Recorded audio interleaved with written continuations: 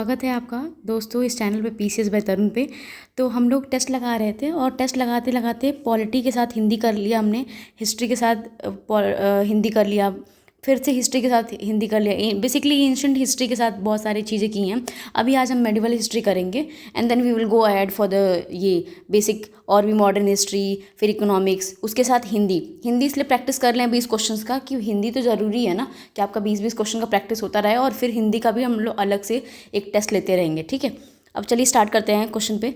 चलने से पहले एक रिक्वेस्ट है कि प्लीज़ चैनल को सब्सक्राइब कर दीजिएगा, ज़्यादा से ज़्यादा शेयर करिएगा। पहला क्वेश्चन देखते हैं। निम्नलिखित कथनों पर विचार कीजिए। तो पहला कथन बोल रहा है कि विचार करो। पहला स्टेटमेंट, भारत पर पहला सफल मुस्लिम आक्रमण मोहम्मद बिन कासिम के नेतृत्व में अरबों द्वारा किया गया था। दूसरा बोल रहा है भारत पर प्रथम तुर्की आक्रमण का नेतृत्व महमूद गजनवी ने किया था।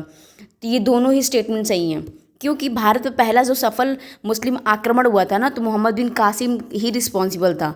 तो सेकंड जो हुआ था लगभग 711 ईस्वी में इसने किया था। दूसरा भी बोल रहा है कि भारत पर प्रथम तुर्की आक्रमण का नेतृत्व मोहम्मद गजनवी ने किया था, तो ये सही है। तुर्की का मोहम्मद गजनवी ने, तो दोनों ही स्टेटमेंट सही हैं, तो B will be the right answer. अब आते हैं नेक्स्ट क्वेश्चन पे। दूसरा बोल रहा है निम्नलिखित कथनों पर विचार कीजिए। तो भारत में मुस्लिम शासन जो स्थापित करने का श्रेय है ना अरबों को दिया जाता है। दूसरा बोल रहा है महमूद गजनवी भारत का पहला अरबी विजेता था। भाई दोनों ही स्टेटमेंट गलत हैं। क्यों? क्योंकि जो महमूद गजनवी है ना, उसने बोला भारत का अरबी विजेता, पहला भारत का अरबी विजेता था। सिंध पर आक्रमण के बाद तुर्क ही थे वो जिन्होंने 11वीं शताब्दी में भारत में प्रवेश किया था। तो सिंध के बाद तुर्क आए थे। तो पहला स्टेटमेंट जो बोला है ना कि पहला जो तुर्की विजेता थे, अरबों ने नहीं किया था। तो जो पहला था वो तुर्की थे। यहाँ पे स्टेटमेंट, इसलिए ये वाला स्टेटमेंट गलत है। दूसरा महमूद गजनवी का भारत में पहले अरबी विजेता था, ये भी गलत है। तो ना ही 1 होगा ना ही 2 होगा। ठीक है, अब आते हैं नेक्स्ट क्वेश्चन पे। रेवाड़ और राओर के युद्ध में संदर्भ में निम्नलिखित कथनों पर विचार कीजिए। ठीक है, तो कथन बोल रहा है, पहला बोल रहा है यह युद्ध मोहम्मद बिन कासिम ने सिंध के शासक दाहिर के में मध्य हुआ था। इस युद्ध में मोहम्मद बिन कासिम बुरी तरह पराजित हुआ था। पराजित नहीं हुआ था, मोहम्मद बिन कासिम ने दाहिर को हरा दिया था। तो तीसरे का सिर्फ और सिर्फ डी होगा, क्योंकि इसने बोला सही, इसने बोला है सही, तो D will be the right answer. केवल एक ही होगा, क्योंकि उसने ना क्या हुआ था इस युद्ध में, यह युद्ध मोहम्मद बिन कासिम ने सिंध के शासक दाहिर में तो हुआ ही था, तो पहला स्टेटमेंट सही है। बट ये जो मोहम्मद बिन कासिम है ना, वो दाहिर को हराया था, दाहिर नहीं हारा, मोहम्मद बिन कासिम नहीं हारा था। तो इसीलिए स्टेटमेंट सेकेंड वाला गलत हो जाता है, पहला वाला सही है। अब आते हैं नेक्स्ट क्वेश्चन पे। निम्नलिखित में से कौन सा महमूद गजनवी के साथ भारत आया या आए थे। देखो कौन कौन महमूद गजनवी के साथ आया था, इसकी लिस्ट है कि देखो मेन चीज़ ये है कि आपको आंसर में आना चाहिए इब्न बतूता नहीं आया था। इब्न बतूता जो था सुल्तान मोहम्मद तुगलक के टाइम में आया था। ये गजनवी के बारे में बोल रहा है, तो किसके टाइम आएगा था? तुगलक, मोहम्मद, ऐसे लिख देती हूँ मैं, मोहम्मद तुगलक के टाइम आया था। सेकेंड ऑप्शन अगर हम काटते हैं तो हमारे पास ये ए और डी मिलता है, जबकि उत्बी तो आया ही था इसके साथ भारत, तो C will be the right answer. अब आते हैं नेक्स्ट क्वेश्चन पे। तराइन के प्रथम युद्ध के संदर्भ में निम्नलिखित कथनों पर विचार कीजिए। बोल रहा है यह युद्ध मोहम्मद गोरी और कन्नौज के राजपूत राजा जयचिंद के बीच में हुआ था। बिल्कुल नहीं, प्रथम युद्ध पता है ना किसके बीच में हुआ था, बहुत फेमस है, 1191, ऐसे याद कर लो, 1191। मोहम्मद गोरी और कन्नौज के राजपूत नहीं, कौन? पृथ्वीराज चौहान, पृथ्वीराज चौहान के बीच में हुआ था। वो शासक था सांकवरी का, अजमेर के टाइम का, अजमेर का। मोहम्मद गोरी को इसने हरा दिया था। तो इस युद्ध में मोहम्मद गोरी की विजय हुई थी, ये भी गलत है भाई। इस याद है कि पहला तराइन का जो युद्ध हुआ था उसमें मोहम्मद गोरी हार के भाग गया था, क्योंकि हाथियों की वजह से। फिर अगेन जो सेकंड तराइन का युद्ध हुआ था उसमें हराया था पृथ्वीराज चौहान को, मोहम्मद गोरी ने कम बैक किया था बेसिकली। तो 5 का हो जाएगा आंसर नंबर सी। 5 का जो हो जाएगा, पहले बोला था कि पहला स्टेटमेंट गलत है, दूसरा भी ना तो 1 है ना तो 2 है, तो C will be the right answer. अब आते हैं नेक्स्ट क्वेश्चन में। फिर बुक के बारे में बोल रहा है कि पुस्तक है और लेखक है। तो पुस्तक जो है वो बोल रहा है तहकीकात एक हिंद अलबरूनी ने लिखी है, शाहनामा फिरदौसी ने लिखी है, तारिक उल यामनी उतबी ने लिखी है, तारिक ए सुबुक्तीन ये बहाकी ने लिखा है। तो चलो पहले करेक्ट देख लेते हैं। अलबरूनी ने तहकीकात ए हिंद जो है वो लिखी है, ये सही है स्टेटमेंट पहला। तहकीकात ए हिंद को ये भी बोलते हैं, अगर किसी को ना पता हो, किताब ए हिंद। तो किताब ए हिंद भी बोलते हैं, तो ये याद रखना। पहला सही है इसका मतलब। फिरदौसी जो था उसने शाहनामा जो है वो बहुत बढ़िया रचना की थी, ये ठीक है। तारिक उल यामनी है, इसमें जो बुक है उतबी ने लिखी है, तारिक उल यामनी। बहाकिया इतिहासकार तारिक ए सुबुद्दीन की रचना की थी, रक्षा नहीं रचना। तो चारों स्टेटमेंट सही हैं, ठीक है। और अल बरूनी के और भी बहुत सारी किताबें हैं, क्योंकि बुक्स के बारे में बहुत बार पूछता है ना, तो अभी आगे देखते हैं नेक्स्ट क्वेश्चन में। अभी आगे होगा तो एक तरह से एक सेशन भी ले लिया जाएगा किताब पे, क्योंकि अल बरूनी, अमीर खुसरो, ये सब की जो किताबें हैं ना बहुत फेमस हैं और ये बार बार एग्जामिनर पूछता भी है, ठीक है। तो चारों स्टेटमेंट सही दिए हैं, मतलब चारों मिलान जो है सही दिए हैं। बख्तियार खिलजी के संदर्भ में निम्नलिखित कथनों पर विचार करिए। बख्तियार खिलजी के बारे में बोल रहा है, वह दिल्ली सल्तनत के खिलजी वंश का शासक था। उसने नालंदा और विक्रमशिला विश्वविद्यालयों को नष्ट भ्रष्ट कर दिया था, बिल्कुल। उसने लक्ष्मण सेन से बंगाल जीत लिया था। तो इसमें स्टेटमेंट पहला जो था वो खलजी वंश का शासक नहीं था बख्तियार खिलजी, ये मत फेमस हो जाना, ये मत सोचने लगा। खलजी और खिलजी दोनों ही अलग हैं, ठीक है। तो ये पहला स्टेटमेंट तो गलत है। उसने नालंदा और विक्रमशिला विश्वविद्यालय को नष्ट भ्रष्ट किया था, ये बिल्कुल सही है। उसने लक्ष्मण सेन से बंगाल जीत भी लिया था। तो आंसर हो जाएगा हमारा D will the right answer. 2 और 3 ही सही है। मोहम्मद गोरी जो बख्तियार खिलजी था, मोहम्मद गोरी और जनरल था ना ये बख्तियार खिलजी। तो जो पूर्वी भारत है हमारा पूरा, वो उस पर सैन्य अभियान करके बिहार की राजधानी जो ओदनपुरी है और नालंदा, विक्रमशिला, इस पे बहुत विश्वविद्यालय पे नष्ट भ्रष्ट किया था। लगभग 1199 ईस्वी में बख्तियार खिलजी ने लक्ष्मण सेन से ये बंगाल को छीन लिया था, मतलब जीत लिया था बेसिकली। और फिर लास्ट में उसने लौटते टाइम जब मोहम्मद गोरी की हत्या भी कर दी थी, बख्तियार खिलजी ने मोहम्मद गोरी की हत्या भी कर दी थी। अब आते हैं नेक्स्ट क्वेश्चन। ये एडिशनल इन्फॉर्मेशन था, आपको नोट करना, एक बार नोट कर लीजिएगा। 8 वाले पे बोलते हैं, निम्नलिखित कथनों पर विचार करिए। अरबों द्वारा भारत पर आक्रमण का कारक क्या थे। एक बात बताओ, भारत में आक्रमण की मेन चीज़ें यही थी कि इंडिया का जो वेल्थ था बहुत अच्छा था, सोने की चिड़िया बोली जाती थी। बार बार आक्रमण इसी वजह से हुए हैं। अरब के डिज़ायर और एम्पायर का एक्सपेंशन, कि भाई हमारे साम्राज्य को विस्तार की लालसा है, सबको रहती है लालसा। इस्लाम का प्रसार, और तीनों ही रीज़न वैलिड हैं। A will be the right answer. 9th देख लेते हैं। नेक्स्ट क्वेश्चन बोल रहा है, निम्नलिखित कथनों पर विचार कीजिए। अल्पतगिन नामक एक तुर्क सरदार ने गजनी में स्वतंत्र राज्य की स्थापना की थी। भारत पर आक्रमण करने वाला प्रथम तुर्की मुसलमान अल्पतगिन ही था। तो 9th में ये दोनों पहला स्टेटमेंट सही होगा, क्योंकि देखो तुर्क की जो अल्पतगिन जो नामक एक तुर्क जो सरदार बोल रहे हैं ना गजनवी के, इसने किया था, बट उसका जो एक दामाद था, अल्पतगिन का जो दामाद था सबुकदीन, वो गजनी पर अधिकार कर लिया था। तो वो नहीं बोल सकती भारत पर आक्रमण करने वाला प्रथम तुर्की मुसलमान अल्पतगिन ही था, नहीं। तो पहला स्टेटमेंट सिर्फ सही हो जाएगा, ठीक है। नेक्स्ट क्वेश्चन देख लेते हैं। फिर बोल रहा है 10th वाला बोल रहा है, निम्नलिखित कथनों पर विचार कीजिए। मोहम्मद गौरी को भारत में मुस्लिम शासक का वास्तविक स्थापक माना जाता है, कि वही फाउंडर था, ठीक है। मोहम्मद गौरी को मृत्यु के बाद उसके साम्राज्य के गजनी क्षेत्र को नरसुद्दीन कुबाचा को सौंपा गया था। तो सिर्फ और सिर्फ पहला वाला सही है कि मोहम्मद गौरी को भारत में मुस्लिम शासक का वास्तविक संस्थापक माना जाता है। यही जो मुस्लिम संस्थापक फाउंडर था, इसी को माना जाता है। मोहम्मद गौरी की मृत्यु के बाद जो हुआ था, क्योंकि 3 पार्ट में डिवाइड हो गया था मोहम्मद गौरी की मृत्यु के बाद, तो ये नरसुद्दीन कुबाचा को गजनी का क्षेत्र नहीं दिया गया था। मेन चीज़ 3 में हुआ था। तो कुतुबुद्दीन ऐबक, ऐसे लिख देती हूँ, कुतुबुद्दीन ऐबक को इंडिया मतलब भारतीय का क्षेत्र दिया गया था। और ताउजुद्दीन यल्दौज करके था, उसको गजनी का क्षेत्र मिला था, गजनी का। और नरसुद्दीन कुबाचा इसको मिला था मुल्तान और सिंध का। तो बेसिकली मुल्तान और सिंध का मिला था। तो ये स्टेटमेंट गलत हो जाएगा, मतलब सेकंड वाला 10th का सिर्फ और सिर्फ केवल 1 will be the right answer. Next question देख लेते हैं। असर्शन और रीजनिंग दिया है, मतलब दोनों को, मतलब एक कथन दिया है, एक कारण दिया है। प्रारंभिक, पहला बोल रहा है कथन, प्रारंभिक मध्यकाल में सिंध में अरबों की विजय को निष्फल विजय की संज्ञा दी जाती है। हाँ, ये सही है कि फ्रूटफुल तो नहीं था। इस विजय के भारत के अन्य किसी भाग में उन्हें सफलता नहीं मिली थी। हाँ, उसके बाद तो नहीं मिली थी। दोनों ही स्टेटमेंट सही हैं और दोनों ही एक दूसरे को एक्सप्लेन कर रहे हैं। अब आते हैं नेक्स्ट क्वेश्चन पे 12th। महमूद गजनवी के निम्नलिखित आक्रमण में काला अनुक्रम में क्रोनोलॉजिकल ऑर्डर में लगाना है, 12th में बोल रहा है। तो पहले हुआ था थानेश्वर का आक्रमण हुआ था। तो थानेश्वर का आक्रमण सबसे पहले हुआ था 2, तो इसमें हो जाएगा, इसमें हो जाएगा। और थानेश्वर के बाद हुआ था कश्मीर पर आक्रमण 2 और 1, कश्मीर आक्रमण। फिर आया था सोमनाथ पर, और फिर लास्ट में जाटों पर आक्रमण किया था महमूद गजनवी ने। सोमनाथ वाला 17 बार तो सबको पता ही होगा। अब आते हैं नेक्स्ट क्वेश्चन पे। भारत ने इतिहास के निम्नलिखित घटनाओं पर विचार करिए।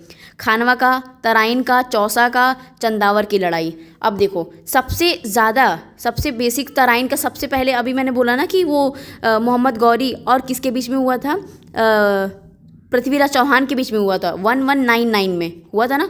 और वो तराइन का प्रथम युद्ध था। तो 2 पहले आएगा ना, सबसे पहले 2 आएगा। फिर लास्ट में चौसा हुआ था, सबसे लास्ट में चौसा आएगा आपका 15 मतलब जितना याद रहता है, चौसा सबसे लास्ट में 1539 में होता है, ये 1119 में हुआ था ना। फिर आया था चंदावर की लड़ाई 1194 में। तो चंदावर की लड़ाई आएगी 4 और लास्ट में 3 हो गया ना, लास्ट में 3 चौसा का होगा। फिर आएगा खानवा भी इसी टाइम हुआ था। तो 24 तो हो जाएगा हमारा 13 का, बी विल राइट आंसर 2413। अब आते हैं निम्नलिखित कथनों पर फिर से विचार करिए। यूनानियों ने भारत देश को हिंदुस्तान कहकर संबोधित किया था। हिंद भारत की जनता के संदर्भ में हिंदू शब्द का सर्वप्रथम जो प्रयोग हुआ था ईरानियों ने किया था। ये 14 में ना दोनों ही स्टेटमेंट गलत है, क्योंकि देखो यूनानियों ने भारत को हिंदुस्तान नहीं कहा था, ईरानियों ने भारत को हिंदुस्तान कहा था। स्वैप किया है, मतलब एक्सचेंज कर दिया है।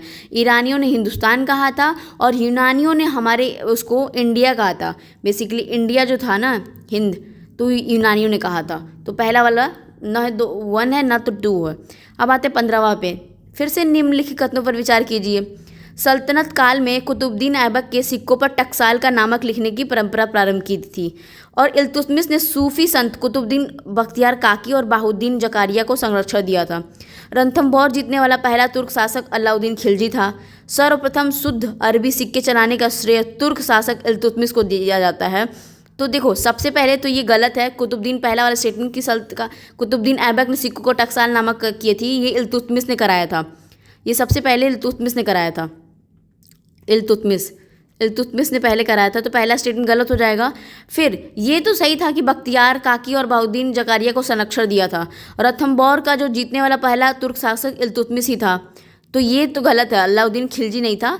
कौन था पहला था? वो इल्तुतमिश था।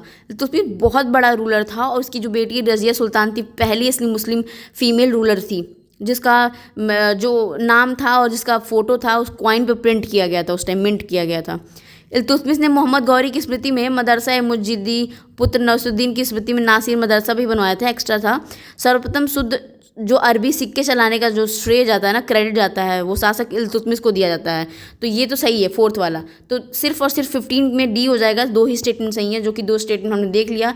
4th वाला सही है और ये सेकंड सही है।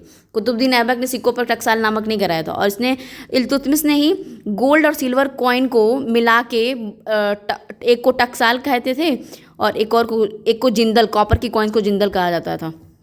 नेक्स्ट क्वेश्चन देख लेते हैं। 16 बोल रहा है निम्नलिखित कथनों पर विचार कीजिए। सल्तनत काल में सर्वप्रथम इल्तुतमिश ने सिजदा और पैबोस जैसी प्रथाएं प्रारंभ की थी। ये गलत है, ये नहीं किया था, बलबन ने किया था। पहला स्टेटमेंट गलत है। किसने किया था? बलबन। और बलबन ही जाना जाता है iron blood and iron policy, जो ब्लड एंड आयरन पॉलिसी के लिए, ठीक है, बलबन। तो जो सिजदा करते हैं ना, घुटने टेक के सजदा, अब जो नाम बोला गया, पैबोस जैसी जो प्रथाएं थी इसने स्टार्ट नहीं की थी। दूसरा बोल रहा है मंगोल नेता चंगेज़ खान सर्वप्रथम भारत के उत्तर पश्चिम सीमा पर बलवान शासक में आया था। नहीं, गलत है, ये भी गलत है। तो 16 का हो जाएगा हमारा, 16 का हो जाएगा सी, न तो 1 न तो 2, ठीक है। अब आते हैं नेक्स्ट क्वेश्चन पे। दिल्ली सल्तनत के मामलुक राजवंश के निम्नलिखित शासकों का कालानुक्रम में फिर से क्रोनोलॉजिकल ऑर्डर में बताया रहा है, ठीक है। तो सबसे पहले आए थे आराम शाह, सबसे पहले आराम शाह इसमें से आएंगे, तो आराम शाह आएंगे। फिर आराम शाह के बाद आया था इल्तुतमिश, और इल्तुतमिश के बाद बहराम, आराम शाह के बाद इल्तुतमिश, बहराम, और फिर लास्ट में बलबन। तो A will be the right answer 1 2 3 4। Mohammad bin Tughlaq के संदर्भ में निम्नलिखित कथनों पर विचार कीजिए। 18 में फिर से बोल रहा है मोहम्मद बिन तुगलक के बारे में बताओ। उसने शासक में ही हरिहर एवं बुक्का नामक 2 भाइयों ने स्वतंत्र विजयनगर जो एम्पायर थी उसकी स्थापना की थी। एडवर्ड टाइम्स ने उसे धनवानों का राजकुमार भी कहा है। ये दोनों स्टेटमेंट ही 18 में दोनों ही स्टेटमेंट सही है, क्योंकि तो पता है आप लोगों को पता है मोहम्मद बिन तुगलक जो था उसके टाइम में बहुत ज़्यादा फाइट्स होती थी। ये बेचारा बहुत अनलकी माना जाता है वैसे हिस्ट्री में लोग कहते हैं, क्योंकि बेचारा जो दोआब रीजन है पंजाब और इधर हिमाचल और यूके वाले जो रीजन है उत्तराखंड वाले दोआब पंजाब वाला जो बहुत ज़्यादा उपजाऊ माना जाता है, उस वहाँ पे इसने कर जो था टैक्सेस बढ़ा दी। उस टाइम सोचा कि बहुत ज़्यादा टैक्स कलेक्शन हो जाएगा, फिर उसी टाइम अकाल पड़ गया तो उसकी लोगों ने विद्रोह कर दिया, क्योंकि टैक्सेस तो बढ़ा चुका था, टैक्स कलेक्टर जाते थे तो विद्रोह कर दिए लोग, तो उसकी वजह से प्रॉब्लम। फिर इसने राजधानी को भी चेंज किया था, दिल्ली से देवगिरी किया था। फिर इसी के टाइम 37 टाइम्स लगभग विद्रोह हुए थे, जिसमें 27 टाइम्स साउथ के लिए हुए थे, जो हरियर और बुक्का जो विजयनगर एम्पायर के फाउंडर माने जाते हैं इसीलिए हुआ था।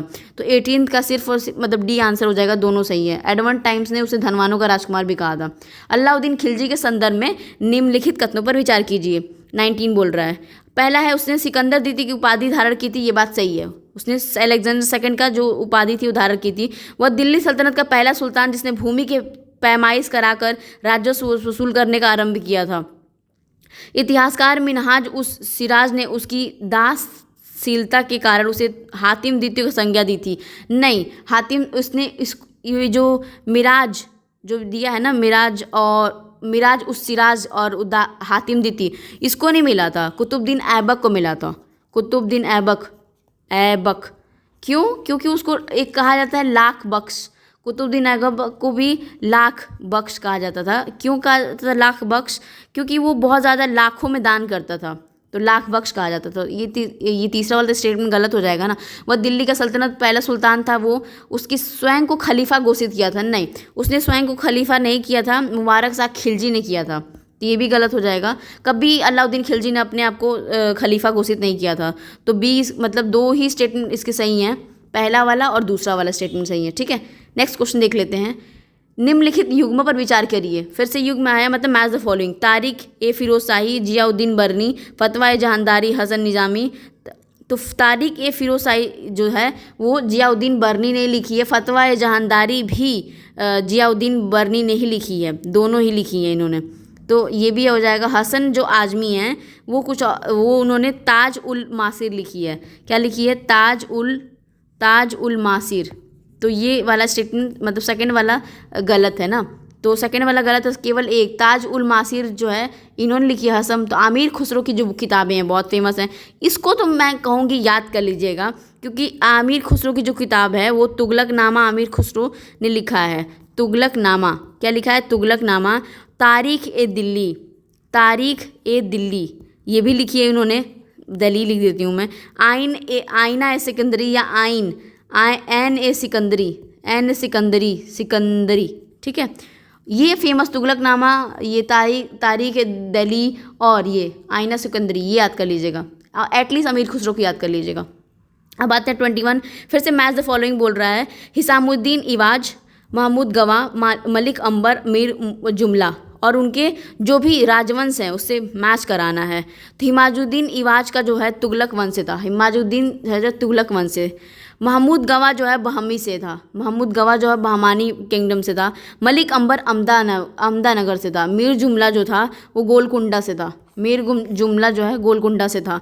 तो 21 का A will be the right answer. A का 3 हो गया, हाँ, ए का 3, बी का डी का 4। ठीक है, अब आते हैं दिल्ली सल्तनत के निम्नलिखित राजवंशों के कालानुक्रम में फिर से क्रोनोलॉजिकल ऑर्डर में मेंशन करना है। दिल्ली की सल्तनत के खिलजी वंश, सैयद, तुगलक, लोधी। तो देखो सबसे पहले मैं ये याद कर लीजिएगा, सबसे पहले स्लेव डायनेस्टी आई थी, मतलब गुलाम वंश पहले आया था। सेकंड आया था खिलजी, क्या आया था? खिलजी वंश। ठीक है, तीसरा आया था तुगलक आए थे तीसरे में। फिर आया था चौथा आया था सैयद आए थे। लास्ट में आए थे लोधी, तो लोधी वंश आया था। तो इसका आंसर हो जाएगा 22 का डी, 1324। ठीक है, अब आते हैं नेक्स्ट क्वेश्चन में। सल्तनत कालीन इक्ता व्यवस्था के टाइम, इक्ता सिस्टम के बारे में के टाइम में फिर से संदर्भ निम्नलिखित कथनों पर विचार करिए। इक्ता के प्रमुख को सिक्के चलाने का अधिकार भी था।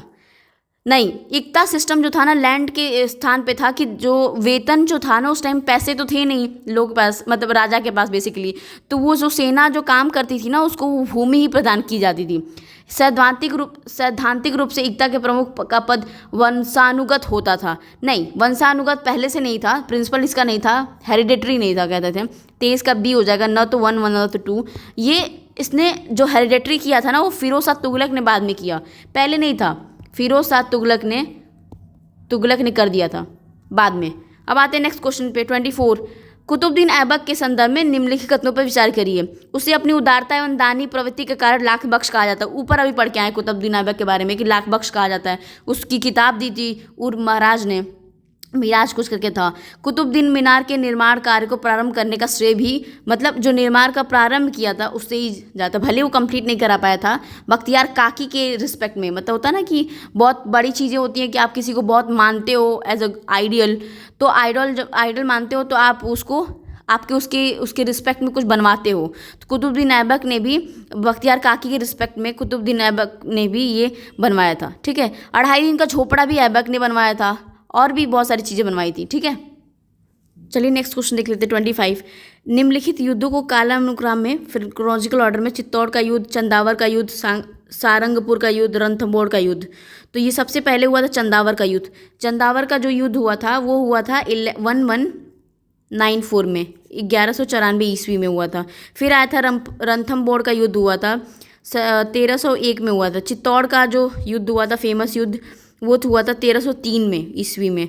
लास्ट में सारंगपुर का युद्ध हुआ था 1437 में। ठीक है, तो जब बैटल ऑफ चंदावर, रणथंभौर, तो चंदावर का जो युद्ध हुआ था ना, मोहम्मद गौरी और कन्नौज के राजा जयसिंह को उसने हराया था। तो ये चंदावर का युद्ध था, जो ऊपर लिखा था ना जयचंद को हराया गया था। और बैटल ऑफ रणथंभौर में हमीर चौहान और अलाउद्दीन खिलजी के बीच में हुआ था। और चित्तौड़गढ़ में हुआ था अलाउद्दीन खिलजी और रतन सिंह, जो मतलब रतन सिंह व अलाउद्दीन खिलजी, जो चित्तौड़गढ़ का जो था, पद्मावत में भी देखा होगा आपने। सांगरपुर का जो युद्ध हुआ था ना, रणथंभौर हो गया, सांगरपुर का युद्ध हुआ था, महमूद खिलजी के बीच में हुआ था, महाराणा कुंभा के बीच में हुआ था।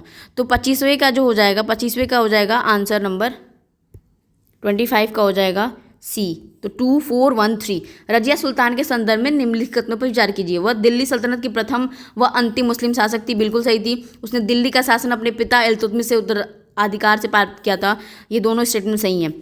और एक और चीज़, रजिया सुल्तान बहुत ज़्यादा महान शासक थी। एक टाइम पे एल्फिस्टाइन शायद जो था महोदय ने लिखा भी था कि शायद रजिया अगर स्त्री ना होती तो बहुत इतिहास में जानी जाती, उसके नाम जो भारत के महान मुस्लिम शासकों में गिना जा सकता था। तो दोनों स्टेटमेंट सही हैं। ठीक है, खिलजी वंश के निम्नलिखित शासकों का फिर से क्रोनोलॉजिकल ऑर्डर में मेंशन करना है।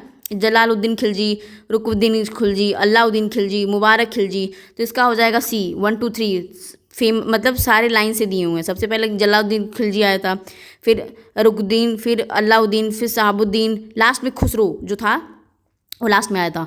नेक्स्ट क्वेश्चन देख लेते हैं 28। फिरोज शाह तुगलक के संदर्भ में निम्नलिखित कथनों पर विचार करिएगा। फिरोज शाह तुगलक वह तुगलक वंश का पहला शासक था। ठीक है, ये बोल रहा है। उसने दीवान ए बगदान की स्थापना की थी। तो सिर्फ और सिर्फ दीवान ए बगदान, मतलब जो दीवान ए खैरात भी था, इसने ही स्टार्ट कराया था। खैरात, दीवान ए खैरात नहीं बोलते हैं लोग कि अरे खैरात मिली है क्या तुम्हें ये चीज़, मतलब फ्री में मिली है क्या। तो खैरात ये वुमेन, जो विडो वुमेन थी और भी बच्चे थे जो लो फाइनेंशियली चीज़ों से थे, उसने स्टार्ट कराया था। दीवान ए बंदगान जो था वो था दास प्रथा कह लो। वह तुगलक वंश का पहला शासक नहीं था फिरोज शाह तुगलक। ठीक है, तो वो गलत है। दीवान खैरात वाला बात बोल दिया। फिरोज शाह तुगलक तीसरा शासक था, ये थर्ड था। अब आते हैं नेक्स्ट क्वेश्चन पे। नीचे फिर से वो दिया गया है कथन, फिर उसका कारण वो देखना है कि कौन सा सही है। पहला बोल रहा है मोहम्मद बिन तुगलक ने अपने शासक काल में सल्तनत की राजधानी दिल्ली से देवगिरी से स्थापित किया था। ऊपर मैंने बोला ही था कि मोहम्मद बिन तुगलक ने 3 काम की थी, जिसमें से दोनों फेल हो गए, मतलब तीनों फेल हो गए थे लगभग। एक तो दोआब रीजन में वो टैक्स बढ़ा दिया था, फिर अकाल पड़ गया, लोगों ने विद्रोह कर दिया। फिर विजयनगर एम्पायर जो बना था ना, हरियर और बुक्का, उसी से आया था।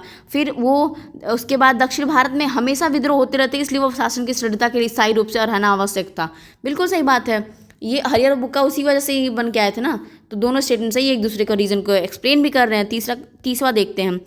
निम्नलिखित में से किस वंश ने दिल्ली पर सर्वाधिक समय तक शासन किया था। सबसे ज़्यादा शासक तुगलक वंश ने किया था। तुगलक के जो गुलाम जो तुगलक थे ना, वो बहुत सारे मतलब टाइम तक थे, लगभग 94 ईयर तक थे। 94, तो सबसे ज़्यादा तुगलक थे 94 ईयर्स। और फिर आए थे गुलाम, देन मतलब अगर बोले स्लेव्स डायनेस्टी जो थी वो 84 ईयर्स तक की थी। सल्तनत काल के संदर्भ में निम्नलिखित कथनों पर विचार करिए। सल्तनत काल में देख लिए, इल्तुतमिश ने तुर्क प्रभाव को कम करने के लिए फारसी पर आधारित सिजदा और पाबोस के प्रचलन को अनिवार्य कर दिया था। तो इल्तुतमिश देखो, सजदा सिजदा मतलब सिजदा और वो बलबन ने किया था। अभी ऊपर हमने पढ़ के आया था ना, वो आयरन एंड गुड पॉलिसी का आया था। बलबन ने 40 के दल चहलगामी के प्रभाव को समाप्त कर दिया था। अलाउद्दीन खिलजी ने एक स्थायी सेना का गठन किया एवं सैनिकों को भूदान की जगह नगद जो वेतन थे उसको प्रारंभ की थी। बिल्कुल सही, 2 और 3 will be the right answer, 2 और तीसरा था। और बलबन ने ही वो पैबाज और वो नौरोज की बहुत सारी चीज़ें थी बलबन में ही हुई थी। सल्तनत कालीन सुल्तान के संदर्भ में निम्नलिखित कथनों पर विचार करिए। 32 में बोल रहा है फिर से। पहला बोल रहा है उसकी प्रभुता का वास्तविक साधन सैनिक शक्ति थी। ठीक है, किसी की भी होती है कि real means dominance military power होती है। वह प्रमुख कानून और जो कानून के अपील का अंतिम न्यायालय भी था। तो बोल रहा है कि वो तो दोनों स्टेटमेंट सही हो जाएंगे। अब आते हैं नेक्स्ट क्वेश्चन पे 33। सल्तनत कालीन को मतलब सूची और सूची 1 को 2 से मिलाना है। तो बोल रहा है वकील ए दर, फिर सर ए जानदार, अमीर ए अखूर, सहना ए पील। तो ये चीज़ें दी हैं कि क्या था शाही अस्तबल का प्रधान, हस्तकाला का ये। तो इसका 33 का जो आंसर हो जाएगा वो हो जाएगा 33 में ए हो जाएगा। क्यों? क्योंकि वकील ए दर राजकीय कारखानों का निरीक्षण, वकील ए दर, ठीक है। सर ए जानदार सुल्तान की व्यक्तिगत जो सुरक्षा थी, जान न चली जाए किसी की, ऐसे। आमिर ए अखूर शाही अस्तबल का प्रधान और सहना ए पील हस्तशाला का प्रधान। ठीक है, तो पहला इकता। अब आते हैं नेक्स्ट क्वेश्चन पे 34। सल्तनत काल के संदर्भ में निम्नलिखित कितनों पर फिर से सुल्तान के अधिकार से मुक्त जो भूमि थी, फ्री लैंड जो थी, वो कौन सी थी? तो देखो बहुत सारे लैंड्स के थे। इक्ता था, खालसा था, वक़फ़ था जो अभी वक़फ़ भी लाया है, इनाम था, मिल्क था। बट जो फ्री लैंड थे ना सिर्फ और तीसरा और चौथा थे यही क्योंकि देखो मिल्क जो मिलता था ना राजा के द्वारा प्रदत्त, मतलब राजा जो दान में देता था, अनुदान कहते थे, वो था। वक़फ़ जो था वो धर्म सेवा पे था। अभी था ना मुस्लिमों का धर्म सेवा पे, धर्म सेवा के लिए जो आधार पर जो प्राप्त भूमि थी ना वो था। तो फ्री लैंड सिर्फ और सिर्फ तीसरा और चौथा ही रहेगा ना। अब आते हैं नेक्स्ट क्वेश्चन पे। निम्नलिखित कथनों पर विचार करिए 35वां पे। सल्तनत काल में खराज एक प्रकार का भूमि कर था जो केवल मुसलमानों की भूमि पर लगाया जाता था। जो खराज जो टैक्स था ना वो हिंदुओं पे लगाया जाता था, सिर्फ हिंदुओं पे। पहला स्टेटमेंट गलत है, सिर्फ हिंदुओं पे लगाया जाता था। और जबत है, जकात था और एक सदका। तो मैं सदका जामा, तो सदका और एक जो उसी का नेक्स्ट वर्ड है जबत। तो जबत जो है ना, जो रिच मुस्लिम्स होते थे वो जमा करते थे, है ना, जो एक दान तरह का था। सल्तनत काल में खम्स कर युद्ध के लूट के माल पर लगाया जाता था। बिल्कुल सही है, 35 का सिर्फ और सिर्फ सी हो जाएगा, दूसरा स्टेटमेंट सही है। अब आते हैं 36 पे। सल्तनत कालीन के कृषि व्यवस्था पर फिर से विचार करिए। इस काल में कुएं सिंचाई के मुख्य साधन थे तथा मोहम्मद बिन तुगलक ने कुआओं की खुदाई के लिए ऋण भी प्रदान किए थे। फिरोज तुगलक प्रथम सुल्तान था जिसने हक ए सर्व नाम सिंचाई पर प्रारंभ किया था। तो दोनों स्टेटमेंट सही हैं, उसने ही किया था। इस काल में नहरों का द्वारा सिंचाई का कोई प्रमाण नहीं मिलता है। अब सोचो, इसने बोला कोई प्रमाण नहीं मिलता है, जैसे मैंने बोला ना कोई गोल्ड नहीं मिलता है, कोई दास की प्रथा नहीं मिलती है। कैसे बता रहे हो आप भाई? कोई चीज़ हिस्ट्री में खास कर ये बोल दिए नहीं मिलता है। मिलता है तो चांसेस ज़्यादा होंगे, पर नहीं मिलता है तो गलत है ना। सल्तनत काल के संदर्भ में निम्नलिखित युग्मों पर विचार करिएगा। लाल महल, जमात खाना मस्जिद, हजार सितून और अतकारीन का दरवाज़ा। तो लाल महल जो लाल महल था वो बलबन का मकबरा याद है ना। तो लाल महल दिल्ली में जो बनवाया है ना, रेड फोर्ट, वो बलबन ने बनवाया है, इल्तुतमिश ने नहीं। अब आते हैं जमात खाना मस्जिद जो है वो अलाउद्दीन खिलजी ने बनाया है। किसने बनाया है? अलाउद्दीन खिलजी ने। अलाई दरवाज़ा भी अलाउद्दीन खिलजी, जमात खाना मस्जिद भी। हजार सितून जो है अलाउद्दीन खिलजी ने बनवाया है, तो ये स्टेटमेंट सही है। अतकारीन का दरवाज़ा जो है वो इल्तुतमिश ने बनवाया था। इल्तुतमिश ने बनवाया था। 37 का बी सिर्फ और सिर्फ पहला ही, मतलब बी एक ही सही होगा। फिर आते हैं, फिर से मिलान करना है। शाहनामा बुक्स दिए हुए हैं और उसके राइटर्स दिए हैं। शाहनामा अबू सईद मखजन ए अफ़गानी फिरदौसी, तहकीक ए हिंद निज़ामतुल्लाह, जैन उल अकबर अल बरूनी। तो देखो शाहनामा, अब लेखक देखे, शाहनामा फिरदौसी, शाहनामा का जो है होगा फिरदौसी, तो ए का 2 हो जाएगा। मखजन ए अफ़गानी जो निज़ामतुल्लाह जो है, निज़ामतुल्लाह, तो बी का 3 हो जाएगा। तो बी का 3 कहाँ कहाँ है? ए का 2 और बी का 3, ऑप्शन ही मिल गया। मतलब सी का जो है तहकीक ए हिंद अबू सईद है, और ये स्टेटमेंट मतलब पहला वाला ही सही हो जाएगा, डी, जैन ए उल अकबर का अलबरूनी। ठीक है, अब आते हैं नेक्स्ट क्वेश्चन पे। 39 बोल रहा है सल्तनत कालीन के मुद्रा व्यवस्था, अब कॉइन सिस्टम मतलब जो कॉइन सिस्टम था पैसे वाला सिस्टम वो बताइए, करेंसी वाला। इल्तुतमिश ने पहली बार सिक्के का मानकीकरण किया था, तो ये स्टेटमेंट तो सही है। इल्तुतमिश ने ही पहली बार मिंट कॉइन्स को मिंट कराना और स्टार्ट किया था। सोने एवं चांदी के मिश्रण के बने सिक्कम को बिलन कहते थे। अभी मैंने ऊपर बताया था ना, सोने और चांदी के जो सिक्के बने होते हैं उसको टके कहते थे। टके सिर भाजी टके सिर खाजा, ऐसा टर्म होता है ना मेंशन करने के लिए, तो टका इसीलिए आया था, दोनों का मिश्रण था। और सिर्फ कॉपर के कॉइन्स को, जो तांबा था कॉपर के कॉइन्स को जीतल कहते थे। क्या कहते थे? जीतल। ठीक है, नेक्स्ट क्वेश्चन देख लेते हैं। तो इसका स्टेटमेंट सिर्फ और सिर्फ पहला वाला ही राइट है, दूसरा वाला रॉन्ग है। आते हैं 40वें पे। सल्तनत काल के प्रत्येक प्रांत अथवा विलायत को सिक्क में तथा प्रत्येक सिक्क को परगना में बांटा गया था। सूबा सरकार परगना याद है ना, सूबा सरकार परगना, तो ये स्टेटमेंट सही है। सल्तनत काल में प्रशासन की सबसे छोटी इकाई गांव थी तथा गांव का मुखिया मुकद्दम चौधरी कहलाता था। बोलते ना बड़े चौधरी मत बनो तुम, तो दोनों स्टेटमेंट सही है। तो मुखिया जो था चौधरी बना, चौधरी, अभी भी चौधरी चीज़ें वो चीज़ आई हैं। अब आते हैं हिंदी पे। अब हिंदी के क्वेश्चन देख लेते हैं। श्याम के पास 4 किताबें हैं, अब बोल रहा है उसमें विशेषण बताओ। 4 है, 4 मतलब गिन तो सकता है ना, 1 2 3 4, तो गणनावाचक। सतीश चंचल बालक है, इसमें भी चंचल शब्द क्या है? चंचल भाई गुड़ है उसका, वो चंचल है तो विशेषण उसका वो है। चाय बहुत मीठी है, मीठी तो है पर बहुत है, तो प्रविशेषण हो जाएगा इसका, क्योंकि जो विशेषण की विशेषता बताते हैं वो प्रविशेषण होते हैं। हमने नया घर बनवा लिया है, वाक्य में किस विशेषण का प्रयोग हुआ है? हमने नया घर बनवाया है, उसका एक गुण बता रहा है कि नया है वो। उपार्जित लक्षणों की वसांगित का सिद्धांत लैमार्क दिया जाता है। वाक्य में विशेषण है उपार्जित लक्षण, कोई लक्षण है आपके उपार्जित दिख रहे हैं। निम्नलिखित में से कौन सा विशेष और विशेषण का सही युग्म है? तो व्यापार का व्यापारिक है, तो वैचारिक या गलत है। वर्ण का वर्णीय, 1 2 का ही 1 2 विल द राइट आंसर, 46 का हो जाएगा। ठीक है, ठीक है, तो 46 का हो गया। 47 देख लेते हैं। निम्नलिखित में से कौन सा विशेषण शब्द नहीं है? विशेषण शब्द नहीं है तो सिर्फ और सिर्फ जो ए है वंदना, वंदना नाम है ना, तो संज्ञा है, वो एक नाम है, तो विस्मित भी है, वन्द्य भी, वंदनीय भी है, तो सारे हैं, ये नहीं है, मतलब ये विशेषण नहीं है, तो राइट आंसर ये हो जाएगा। 48 देख लेते हैं कि विशेष और विशेषण के सही युग्म बताइए। विजयी विजेता, विवेक विवेकी, विनीत जो है विनयी, तो इससे 48 में बोल रहा है, तो ये मतलब सही युग्म पता है सिर्फ और सिर्फ बी वाला है, मतलब 2 1 हो जाएगा। कौन सा है? विनय, विनीत और विनयी, तो ये वाला गलत है। विजय का विजयी होता है, ये भी गलत है। विवेक का विवेकी, यही सही है सिर्फ। विकार शब्द से बने विशेषण कौन कौन से हैं? विकार शब्द से बने जो विशेषण हैं वो कौन कौन से हैं? तो जो हो जाएगा ये वाला आंसर 1 और 4 विकारी है और विकृत है, विस्तृत और वितृत नहीं है। ठीक है, अब आते हैं नेक्स्ट क्वेश्चन पे। विशेष और विशेषण का सही युग्म नहीं है, तो विद्यावान हो जाएगा, और विवाह का वैवाहिक हो जाएगा, दोनों सही है। विरह का विरही हो जाएगा, विहित का वैधानिक हो जाएगा। नहीं, जो स्टेटमेंट है विधि का ये दोनों ही विशेषण होते हैं, तो ये गलत है। विशेष और विशेषण की युग्म। वियुक्त शब्द से मतलब 51 में वियुक्त शब्द से हेतु विशेष पद कौन से होंगे? सिर्फ और सिर्फ ये वियोग होगा, तो 51 का सिर्फ और सिर्फ 2। 52 निम्नलिखित में से कौन सा एक शब्द विशेषण नहीं है? तो वैज्ञानिक है, हाँ है, 52 में वैज्ञानिक है। विकास तो नाम है ना, तो विकास ही आंसर हो जाएगा। वैख्यिक है, वैतनिक है। अब आते हैं नेक्स्ट क्वेश्चन पे। विशेष और विशेषण का सही युग्म नहीं है, फिर से बोल रहा है कि कौन सा सही युग्म नहीं है, तो विभक्त और विभाजित नहीं है, यही गलत दिया हुआ है।